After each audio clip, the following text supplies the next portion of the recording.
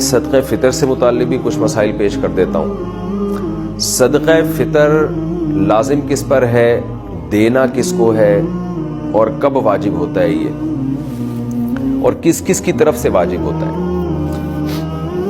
تو صدقہ فطر سب سے پہلے واجب کس پر ہے؟ دیکھیں، صدقہ فطر کا نصاب جو ہے نا، خوب سمجھ لیں۔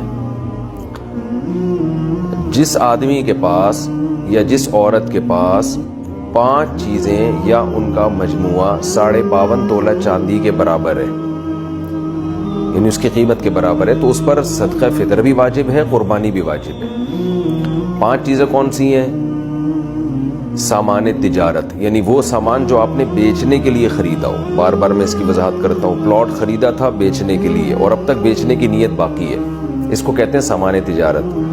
دکان میں جو مال پڑا ہوا ہے بیچنے ہی کے لیے خریدا ہے آپ نے، یہ سامان تجارت ہے۔ تو ہر وہ چیز جو بیچنے کی نیت سے خریدی ہو اور اب تک بیچنے ہی کی نیت ہو، یہ نیت آپ کی چینج نہیں ہوئی ہو، اور اس نیت میں بھی آپ کنفیوز نہ ہو، پکی ڈھکی نیت ہو، یہی نیت ہے میں نے خریدا اس لیے کہ بیچوں گا، چاہے کسی بھی نیت سے بیچیں، بیچنے کا مقصد کچھ بھی ہو، بزنس نہ بھی ہو، بس یہ لیے میں نے اس لیے کہ میں لازمی بیچوں گا، اس کو لے ہی اس لیے رہا ہوں میں، تو ایسے یہ چیز دیکھی جائے گی۔ نمبر 2 سونا، نمبر 3 چاندی، نمبر 4 کیش اماؤنٹ یعنی کرنسی، اور نمبر 5 ضرورت سے زائد سامان۔ ضرورت سے زائد سامان کا مطلب یہ ہے کہ وہ سامان جو پورے سال استعمال نہیں ہو رہا، چاہے وہ پراپرٹی کی صورت میں ہو، گاڑی ہو، برتن ہیں گھر میں رکھے ہوئے پورے سال استعمال نہیں ہوتے، شوکیس میں پڑے ہوئے ہیں، کپڑے ہیں پورے سال استعمال نہیں ہو رہے، موبائل ہے رکھا ہوا ہے استعمال میں نہیں آتا اور ڈبے میں رکھا ہوا ہے وہ تو پورا سال استعمال نہیں ہو رہا وہ، یا آپ کی نیت ہی نہیں ہے پورے سال استعمال کرنے کی، یا کوئی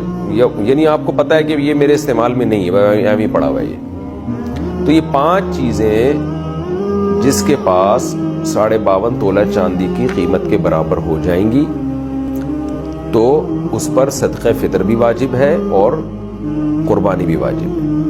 اور ان میں اگر ضرورت سے زائد چیز کو نکال دیں آپ، تو باقی 4 چیزیں اگر 52.5 تولہ چاندی کے برابر ہو تو زکوٰۃ واجب ہے۔ تو زکوٰۃ اور صدقہ فطر کے نصاب میں تھوڑا سا فرق ہے۔